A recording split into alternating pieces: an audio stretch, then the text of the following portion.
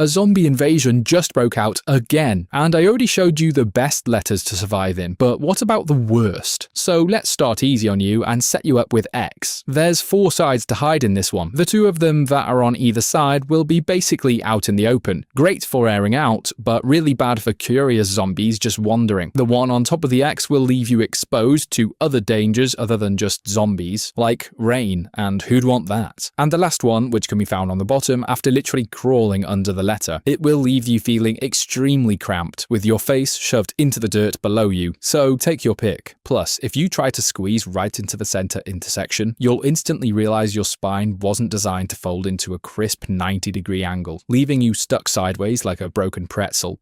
Number 9. T. You can climb on top of this one and you actually get some proper height. It's great if there's a swarm of zombies near you that you simply need to wait out before moving on and getting your supplies. The catch? You have to be extremely good at balancing, because it's basically like standing on a skateboard that's suspended on top of a loose lamppost. For your sake, let's just hope there's no unexpected gusts of wind. And don't even get me started on the birds. You're up there completely defenseless, becoming prime real estate for angry seagulls who care way less about the apocalypse and way more about pecking your eyes out. And even if you do make it out alive, you spend all night on your legs, actively using them to counterbalance the entire letter swinging over. So when the time comes to do a supply run, you just jump down and your legs will quite simply give out, leaving you paralyzed from the belt down for the rest of the day. Oh hey look, here comes your new friend.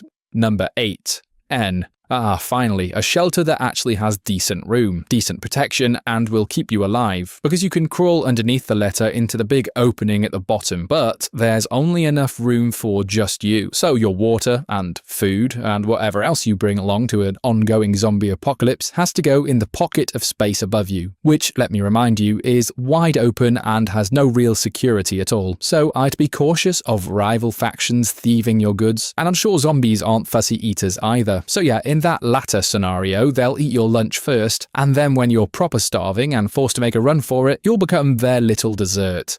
Number 7. Q. Alright, so the letter Q actually seems like it would be really secure, especially if you can get inside of it. So you climb inside this one through a hole that you made. Then, once you and your supplies are in, you seal it back up from the inside. Yeah, I don't know how you sealed it back up. Maybe you used a welder that you found, or just used a ton of duct tape. Whatever does the job. And wow, just like that, absolutely nothing can get to you. Not a single fly, not a single saliva drop from a hungry, drooling zombie, not even a single particle of fresh oxygen. This is amazing. Oh wait, what was that last part about oxygen? Oh, right, I don't think I have to sit here and explain to you what happens when humans are starved of this so-called oxygen. But hey, at least because of this little tail on the Q, there's zero chance you're going to be rolling away anywhere. So you either wait out the rest of your short life in here or try to get out again. But I just want to say that both options will lead to you ceasing to exist. Number 6. K. The letter K is actually more wearable rather than using it as a shelter, because you strap it to your back and basically pretend you're a porcupine for the day. And if anything nasty starts running your way, you very simply just turn around, crouch, and wait for the problem to sort itself out. Yeah, the excited zombie who just thought he's going to get free lunch basically gets impaled onto your back, which is great. You stay protected. You can still move around.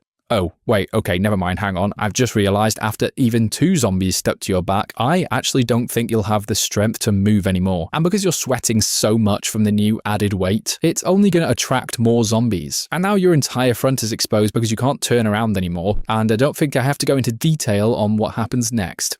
Number 5. S. Okay, so you've watched too many zombie movies, and you now find yourself kneeling down next to a rotting corpse. And what do? Duh, the obvious. You start spreading their insides all over your body, your face, and everything. With the goal being that you smell just like them, so they leave you alone. And you know what? It actually works. Even walking right up to a zombie, it doesn't see anything else but just another walker. So now you can lay down at the bottom of the S, where you don't draw much attention to yourself and kind of blend in. Now this is amazing. You're super comfy because of the nice curve of the letter. All the zombies just walk straight past and ignore you because they can't smell the real real, you. Life is great right now and you can drift into your much needed sleep until you suddenly wake up from your nap to a bite-like pain on your leg. Naturally, you think you got bit, but you open your eyes and to your surprise, there's nothing there. Not a zombie in sight. Yeah, the only thing biting you is the microscopic flesh-eating bacteria that you might have caught from that rotting fella earlier. So now, congrats. You survived The Walking Dead only to get wiped out by invisible germ warfare. Just goes to show, kids, this is why you should always have your daily shower. But hey, at least you managed to have a nap in the middle of a zombie apocalypse.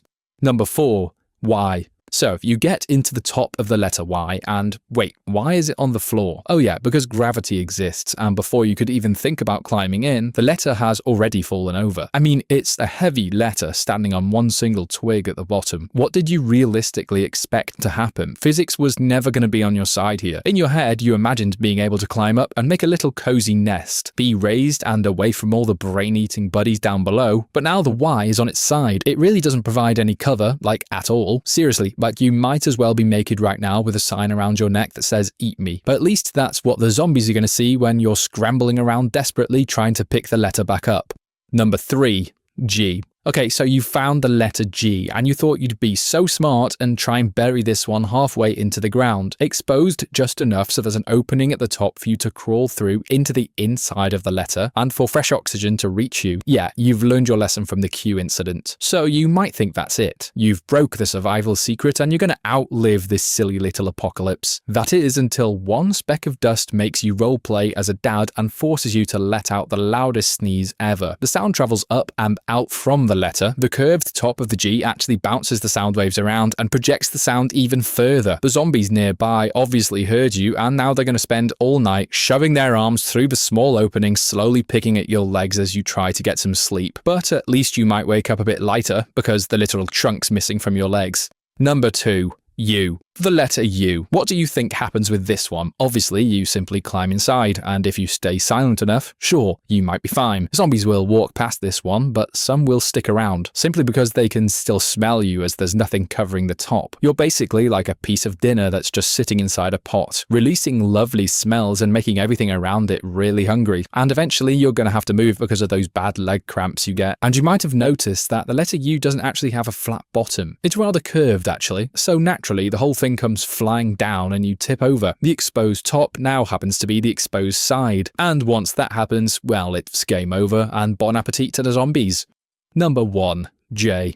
So obviously, J is the worst letter to bring along in a zombie apocalypse. The main thing you can really do with this one is just stand on top of it. But because of the rounded tail at the bottom, balancing on here is even harder than before. Yeah, all that training that you got on T will unfortunately not help you. You got to stay focused constantly and correct the tiniest movements. Like sure, you might get lucky with a few zombies walking past here and there, just because they're either too lazy or too dumb to look up. But it only takes one wrong bump and the whole thing tips over, you included. So yeah, use this video as reference for the letters you should absolutely not bring with you to a zombie apocalypse.